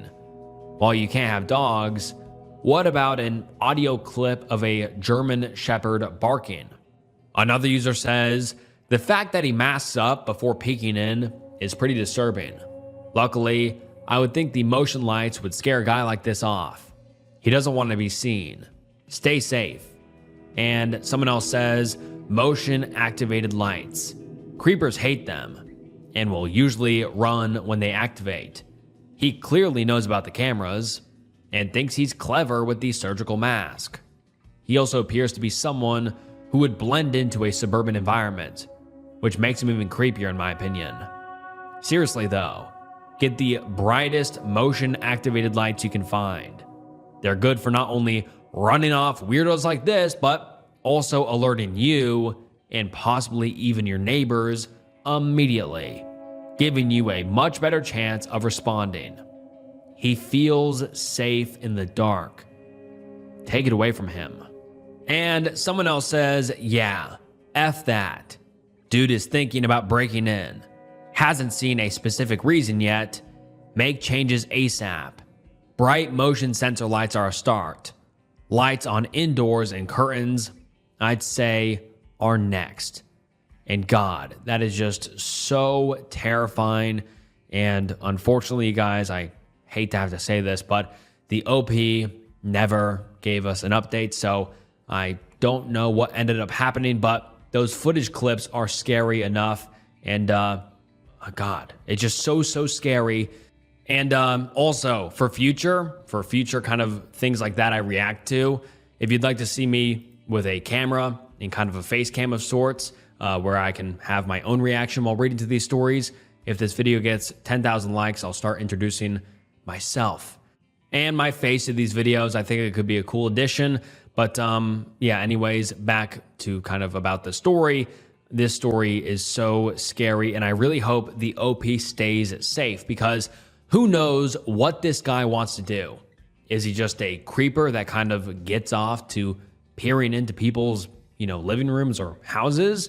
Or is he planning something even more sinister, such as scoping out on when to break in? And who knows if he's armed? Who knows what sort of mentality he's in? If he's crazy, if he'll kill you, who knows? I mean, people like this are psychopaths enough, but hopefully this guy just stops, or the police arrest him and he goes away for a long time, because this is just so scary and just psychopathic. A stranger on the internet, 34 male, messaged me, 18 female, to let me know that my boyfriend, 19 male, and I are all over a couples swapping website. Throwaway, because all of my friends know my main account. And I'm sorry if the grammar in this post is all over the place. It's late here, and I'm kind of freaking out. For the sake of privacy, I'm going to call my boyfriend Ryan and the guy who messaged me Craig. Some background. I've been with Ryan for 6 months. The relationship is fun and great. Now, let's just get straight into it. I was browsing social media before bed when Facebook alerted me that a non-friend was requesting to send me a message. Curious, I opened it and was greeted with a shock. He stopped replying after my second question. Craig, so heard that you two are into couple swapping, etc. LOL. Me. What? Craig, y'all are all over a site for that. Not trying to be a creep at all or odd about it. This would be our first time doing anything like that. Me. Can you send me screenshots of that stuff? Sorry if I sound rude. I don't think you're creepy. It's just that, as far as I know, my partner and I aren't on any sites for swapping or anything else intimate. Ryan isn't picking up his phone. It's late. I think that someone might have taken our images and put them on some sort of meetup website, and I have no idea what the ETC entailed. And since we were contacted by a man in his 30s, the site must say that we're older than the 18/19-year-old kids we are. I'm also scared because Craig's profile says that he is from the same city that Ryan and I are from. So whatever site we're on has our relative location on it. Maybe Ryan has something to do with it? I want to know how I should proceed from here. Please help. Update. So after posting this last night, I was exhausted and fell asleep. Craig messaged me again a half hour ago and then stopped responding. I'm hoping for screenshots soon. These are the texts. Craig said, sorry I was asleep. I'll try to find that stuff. My wife and I deleted our profile. Me. Yeah, sorry about this mess. I don't know how this could happen unless there was bots or my boyfriend was trying to cheat on me. Craig. No, he wasn't trying to cheat. The profiles had both of you. At this point, I'm afraid it's Ryan. I don't want it to be. He won't answer my text. And then the OP makes another update the next day, and it reads as follows. Thank you to everyone who has responded. Number 1, something I didn't make clear in the original post is that the first message from Craig was from early January. I hadn't seen it until last night because my Facebook settings have it so I only get alerted to messages from people who aren't my friends, nor I have given permission to talk to me when I'm in the app or on the website. Last night was the first time I had gone on Facebook in about a month. Number 2, at this point, I'm just waiting to hear back from Ryan still. I'm leaning towards Craig is just some creep, but Ryan's silence is becoming increasingly worrying. I still am going to check similar sites to make sure none of my pictures are being used. I will update again when this is all figured out. And now let's get into some of the top comments. One user says, as a couple that regularly participate in similar sites, this kind of stuff is incredibly common. A guy likes the idea of intimate chat and fantasizing about either a 3-person intimacy or swapping. So he'll create a profile without his significant other's knowledge and pretending to be on there with his significant other and chat with other couples. It's incredibly frustrating as real couples looking for other couples and incredibly common. They are pretty easy to figure out after some experience also. The way it normally happens is we start chatting with a couple. After a couple of days, we realize that we've only communicated with the male half. We ask for the 2 women to voice verify via phone or Skype so we know both couples are who they say they are. Dude ghosts or deflects back to intimate talk. Reverse image search often leads to their Facebook profiles, or searching their email, or their names and location. Regardless, it's easy enough to find them since most guys that do this aren't exactly careful. At that point, a decision is made. Either we're pissed off enough at the dude that will contact his significant other over Facebook and rat him out, or we just make a note and move on. We actually once busted my cousin's best friend's fiance doing this. Tracked down the a-hole Facebook profile. Found he was a mutual friend with our cousin, and then found he was engaged to cousin's best friend. As we suspected, she didn't know he was doing this. So as a couple who have been on the other end of this, we're leaning towards your boyfriend being an a-hole rather than this being a scam. And the OP replies and says, well, how should I approach him about this? I don't have any evidence besides the messages from Craig. And the user replies back to the OP and says, it's difficult. He has the trusty fallback that real couples that like other couples keep it in our pocket if anyone were to stumble across our profile on a site. The quote, oh crap, someone stole our pictures and made a fake profile. And yeah, it never happens. If people steal pics, it's not vanilla pics from Facebook. Unless you two are Ken and Barbie with a very racy pictures on Facebook, your pics weren't stolen. So you needed cooperation from Craig. You need to know which sites he found you guys on. Create a fake profile on that site and find other profiles in your area.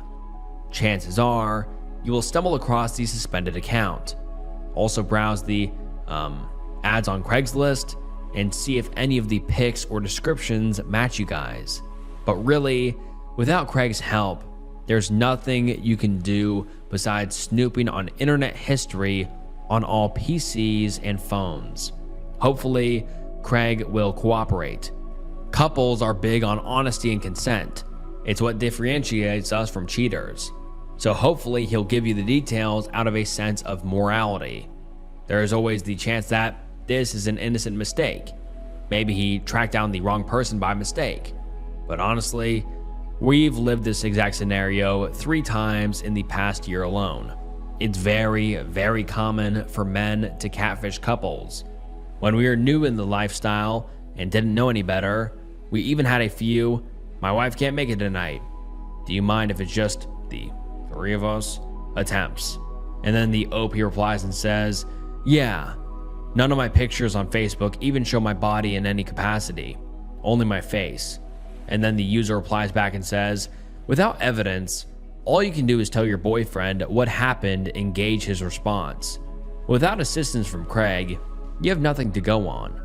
I just hope your boyfriend doesn't have intimate pictures of you. because we've been sent countless intimate pictures of wives and girlfriends by catfishing husbands and boyfriends. I really hope for your sake that I'm wrong and this is just a case of mistaken identity. Maybe we're just sour because it's happened to us so many times. I really hope so for your sake, but the circumstances sound just a bit too familiar. And someone else says, that's deeply weird. I guess there are 3 likely explanations. Number 1, this guy is making things up. Is your profile picture you and your boyfriend of just you? Would a random person have any way to know you have a boyfriend? This sounds unlikely to me, but who knows? Number 2, some random person has made a profile for you guys. He or she likes getting messages but doesn't want to put their own picture up, or they want to cause chaos for you somehow. This is possible, I guess, but sounds unlikely. More likely if you have enemies. Number 3, your boyfriend likes getting these messages, or is doing it, but claims every time that you are suddenly unavailable. Does this sound likely to you? You know him, we don't. I would suspect websites normally have more than just a profile picture. Who has access to plenty of photos of you, including some at least slightly intimate ones? And then the OP comes back the next day with an update, and let's get into it. The OP says, "Thank you all so much again. All of y'all have made this day easier. Also, I want to mention that I hope I never came across as shaming this community. All of y'all from that community were so kind and helpful. And my problem with all of this wasn't that the concept of that was scary, just the fact that my information and photos were being used without my knowledge. So let's get into it. Ryan ended up texting me that he wanted to see me. I got a bad vibe, so I asked him to call me instead. You all were right. It was him. Apparently, the fantasy of doing that with other couples was a special interest for him, and he used those sites to jerk it. I couldn't find the profiles of any of the sites because he had our ages of listed as 23 and 24, and I had been searching couples 18 and 19. Craig couldn't find our information because when Ryan received my text last night, he went into damage control mode and deleted everything. He had used inappropriate photos of me to lure people into chatting with him. I'm young and relatively attractive, so I guess it was good bait. I threatened to call and tell my dad, who is a sheriff, about all of this if he doesn't take down all of it. I'm meeting him at a coffee shop tomorrow to look through his phone and laptop to ensure all my photos are gone. Needless to say, we're done. Craig said he was sorry and that he didn't want to speak with me ever again, and that him and his wife only were interested in couple swapping because they thought Ryan and I were attractive. I still don't know how the F he found me on Facebook, and he stopped responding, so I blocked him. Today was kind of a horrible day. And then let's get into the top comments. One user says, OP, I read your updates, and I'm so sorry that this has happened to you. Needless to say that I think it was very good that you so firmly decided to not give him another chance. I just feel that I have to say one more thing. I would tell your dad anyways. Even if Ryan shows you an empty phone and an empty laptop, you have no idea if he's made a backup somewhere, an extra hard drive, or a cloud service. Besides, your photos were out on the internet for God knows how long. There's a big chance that someone else has these photos on their computer now. There's a reason why posting images of unknown participants is illegal. I recommended that you tell your dad and report Ryan. And the OP replies and says, yeah, I'll definitely talk to my dad. It's going to be an awkward conversation, but you're right. Ryan did something terrible to me, and who knows who else he's stolen photos from. OP is hit by a lunatic while walking their dog. The original post is titled, I was hit by a lunatic while walking my dog yesterday. The police told me there were others that were hurt yesterday. I feel the need to compare stories. Are any of his other victims on Reddit? And the post reads as follows. The most insane thing that has ever happened to me occurred Sunday morning. I was walking my dog in Windsor Park when I noticed a white older hatchback driving on the wrong side of the road. There was a young couple walking their dog on the side of the road, and the white car started backing up. The couple walked faster around the corner, but still on the street. When the white car sped up and turned the corner, in reverse, clearly trying to hit them. He kept turning and went up onto the yard of the house on the corner, and the couple understandably started screaming. I couldn't believe what I was seeing. I started running with my dog, and the couple screamed at me to call 911. I was so thunderstruck, it hadn't even occurred to me. I pulled out my phone and saw that the white car was heading towards me.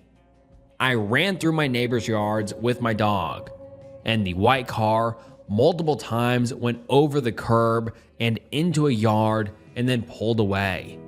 At one point, he pulled into a driveway in my path and just glared at me. I don't remember how I got around him, but I kept running. He tried backing up to hit the couple, and then he came after me again. I heard him come up over the curb behind me, and I knew he was heading for me.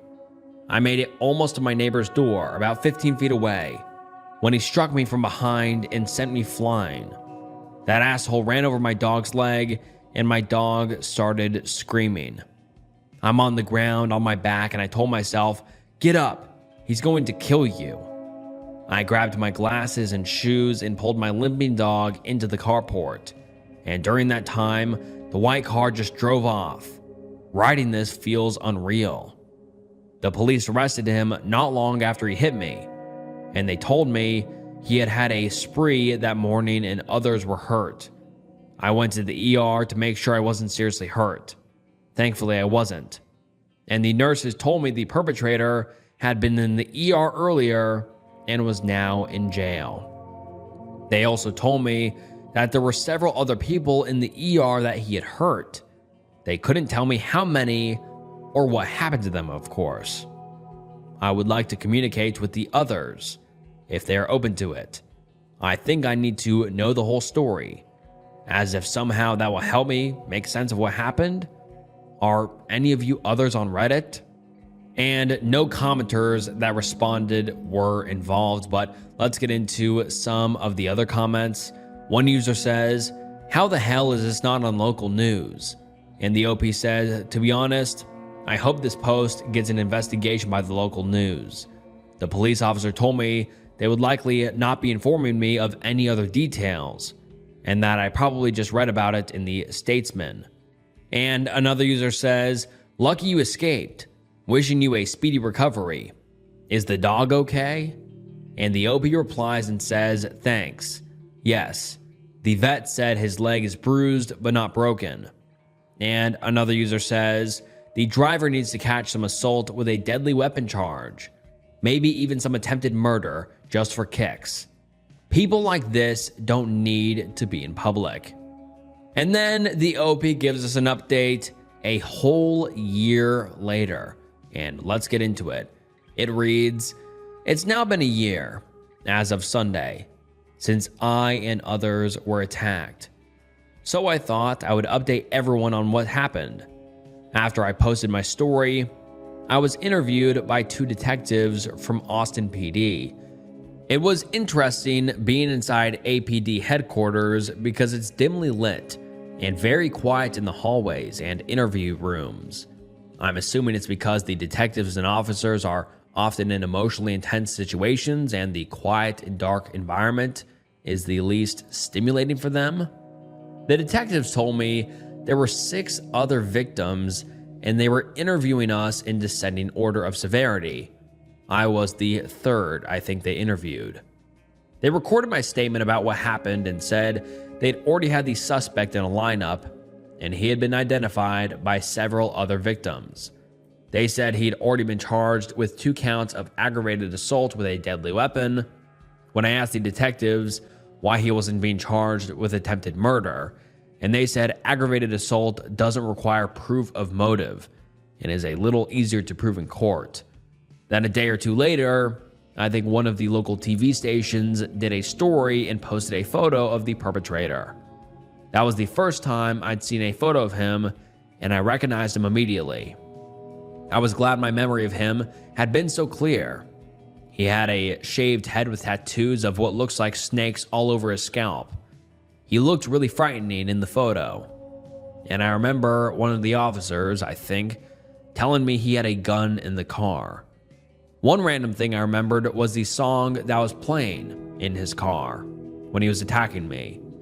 At first, being a child of the 80s, I thought he was playing Tom Tom Club's Genius of Love. It was surreal when he was attacking me, hearing a song from my youth that held such fond memories for me. Later, I heard the song Big D Energy, and I realized that the song was playing in his car because it samples Genius of Love, but it has more bass. Sorry if this is a disorganized post. It's still really trippy to be remembering all of this. The news wanted to interview me, but I decided I didn't want my clients to find out what happened to me by seeing my face on the news. I'm a psychotherapist, and I was worried about it upsetting them. Because I'm a therapist, I'm in a lot of my own therapy anyway. I got a lot of support from people I'm in my group with, as well, of course, my therapists, for months after the attack.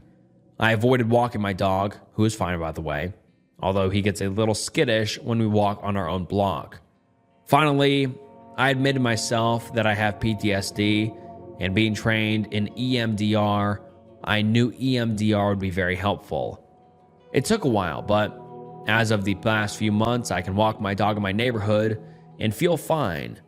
Whenever there's a white car, that's what the lunatic drove, that does anything out of the ordinary, like stopping in the middle of the street or turning in my general direction, I go immediately on alert and pay close attention to which direction I should run if I need to.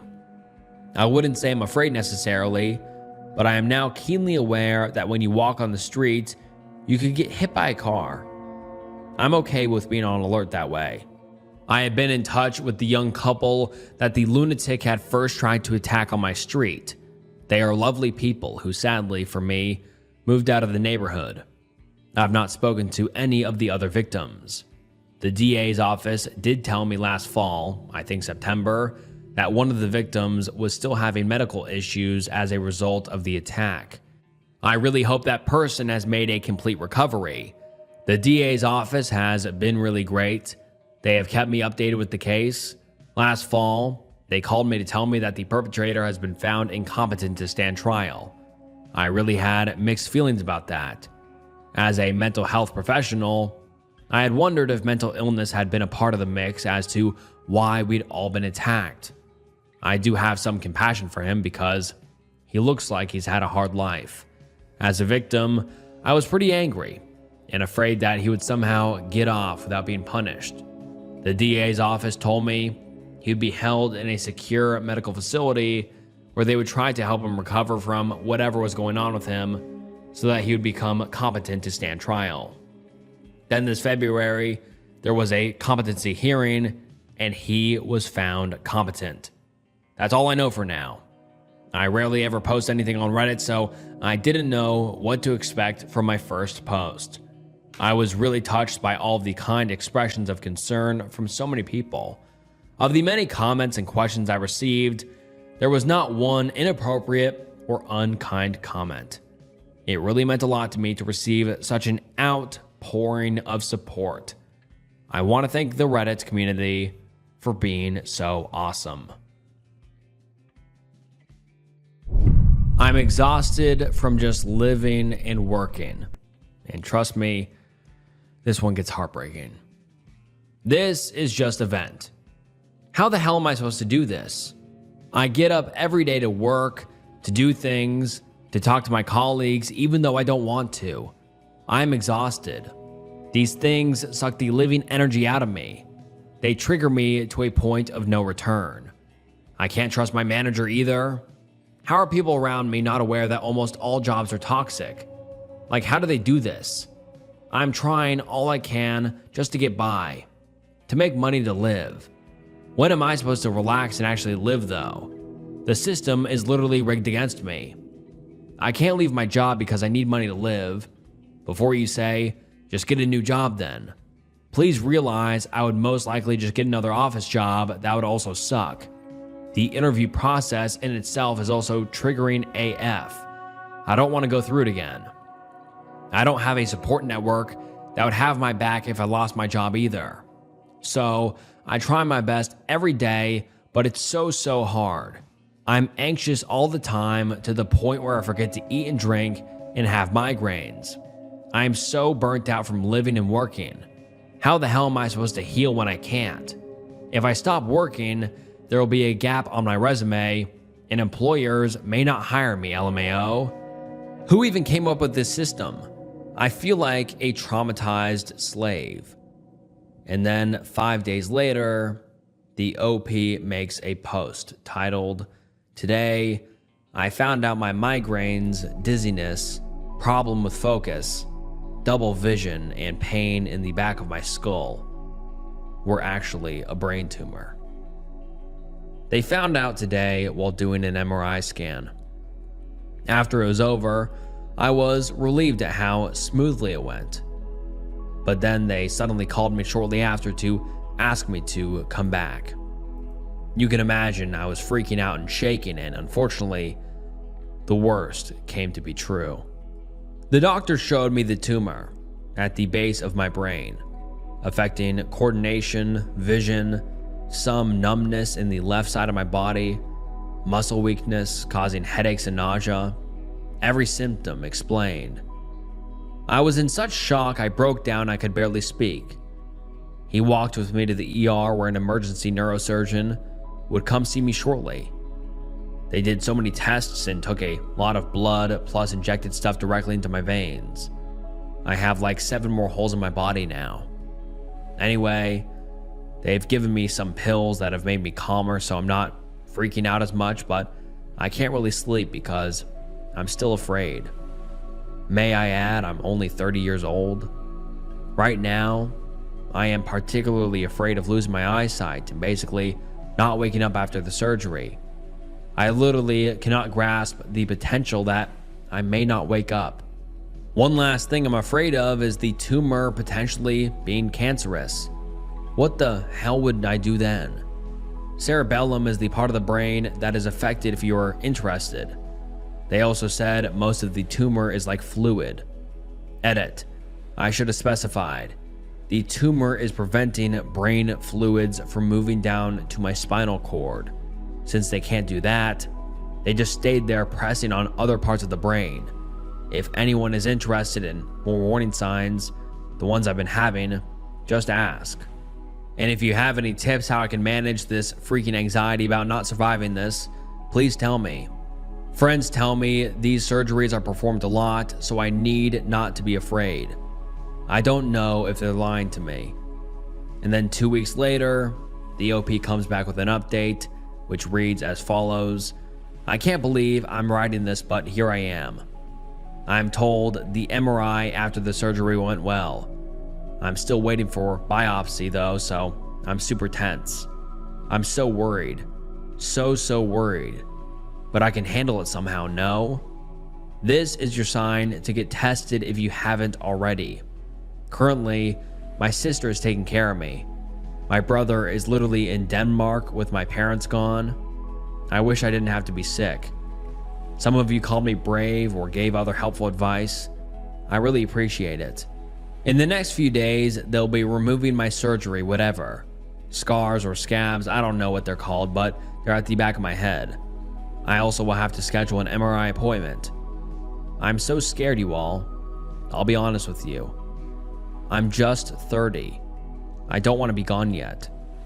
As for symptoms, they came one after another.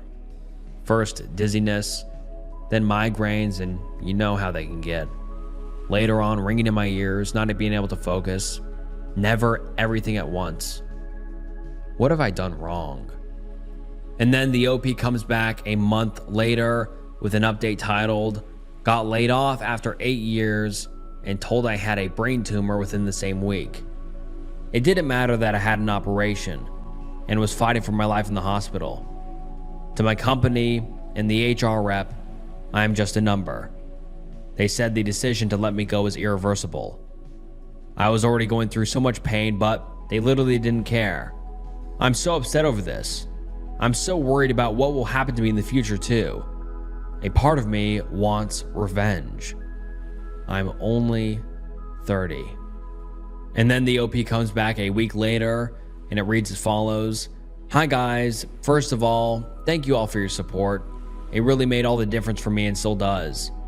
Second of all, I'm making this post since some of you have asked me for a more detailed explanation of my symptoms and such. I understand this. My aim is not to make anyone feel more scared.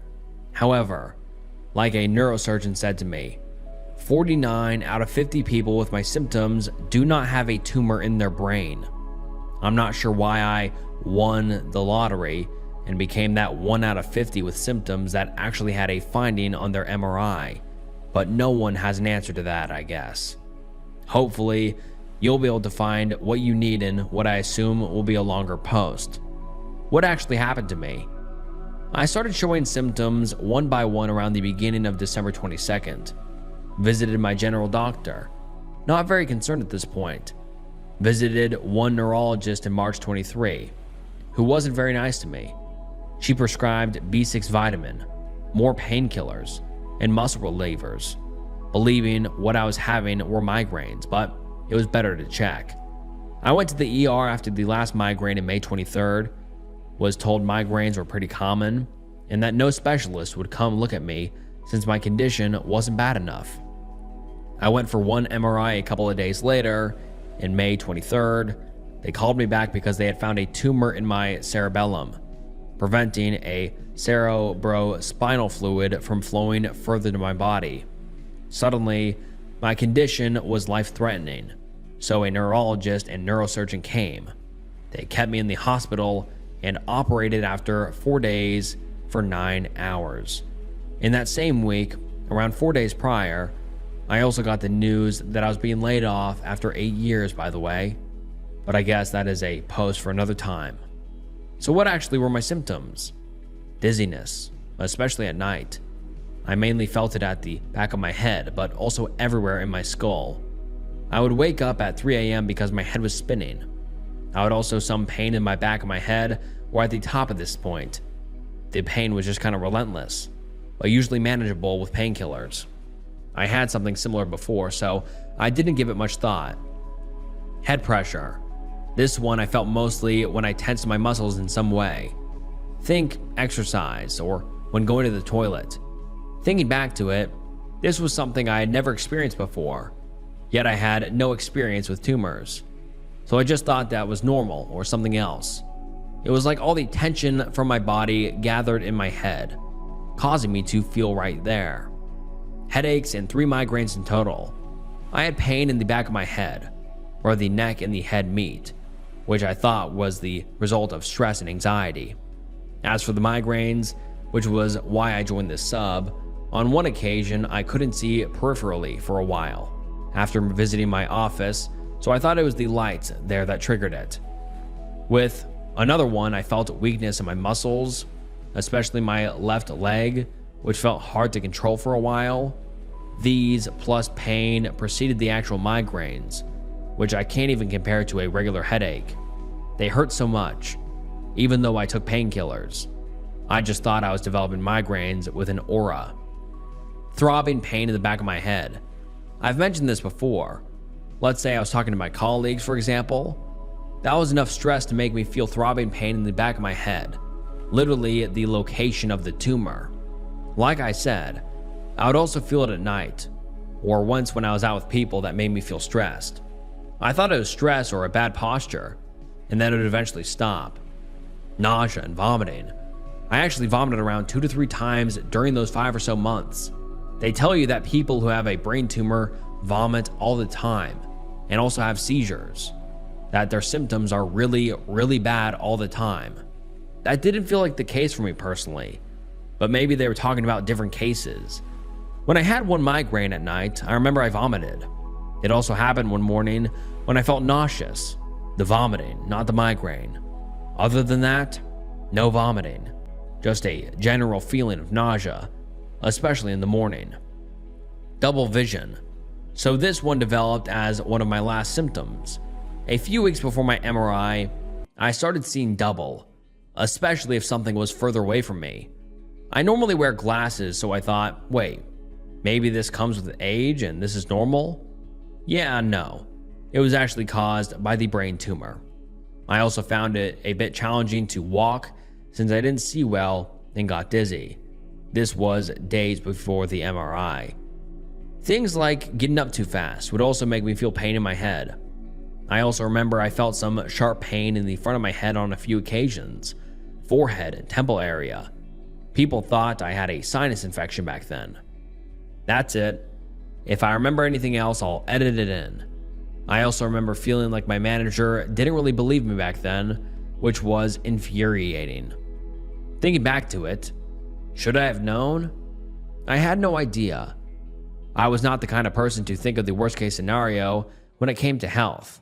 Plus, all my symptoms came slowly one by one and happened sporadically. Needless to say, that when I found out, I was in so much shock. So, what is actually happening right now? I am a month and 3/4 after my cerebellum surgery. They performed a craniotomy there, saving my life and giving me a huge scar in the process. The scar is slowly healing. The surrounding hair, which they had to shave off, is slowly growing back. I'm still quite tired, and moving fast or reading a lot makes me feel dizzy and nauseous, but I'm doing better than I was. In the beginning, I still had double vision. Felt so weak I couldn't walk to the bathroom by myself. I even fainted for the first time in my life in the hospital, trying to go to the bathroom. I was shaking. I also developed a cough and an eczema on my hands. It was quite something. My sister had to inject my belly to prevent blood clots and gave me medications too. But like I said, I'm slowly getting better. So yeah, what I and my doctors thought were migraines was actually a brain tumor. According to the biopsy, the wait was one of the worst times of my life. It's benign, called a something, grade 1. I'm thankful for this. Even cried happy tears when I found out. Although they had to leave 5% of it in my brain, since it is attached to my brainstem.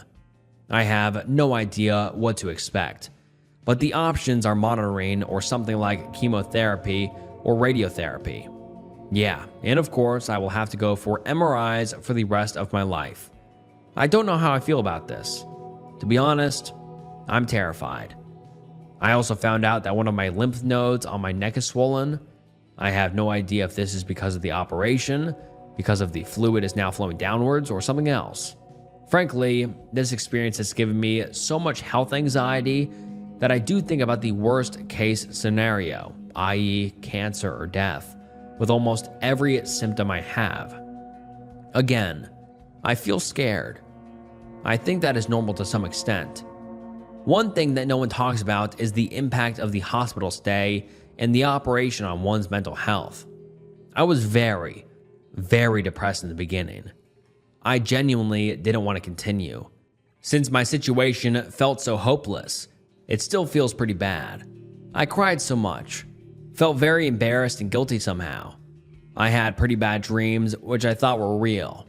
At one point, I thought I was dying, and my organs were about to be shipped to Australia. I had to check with my sister.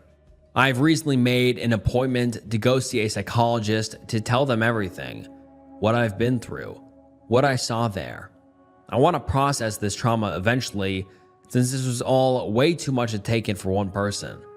I want to tell them about how this has made me feel, that they put like 7 different needles in my body, that I was completely dependent on nurses, that I was in a life-threatening situation, that I was scared, and that I somehow made it out alive. Feel free to ask if you have any questions at all, and if I can help you somehow. I may edit or add to this post later on. For now, I'm going to sleep since I'm very tired. Take care, guys. Honestly. And that is the last post we have ever received from the OP. And all right, guys, that wraps up 2 hours of some terrifying Reddit threads. These were truly some of the most disturbing and just downright sad Reddit threads I have ever read. I mean, these were really, really heavy. And please leave your thoughts down below. I read every single comment, so please comment down below and make sure you like the video and subscribe to the channel. It really does help so much. Also, make sure you follow my Instagram and follow me on Spotify. That also helps a ton. And I just want to say thank you so much for watching it to the end of the video. Your guys' support is insane. And from the bottom of my heart, you guys mean the world to me. And yeah, thank you guys so much for watching. I just want to say it again because it truly does mean so much. And yeah, this is Snook, and I'll see you next time. Bye.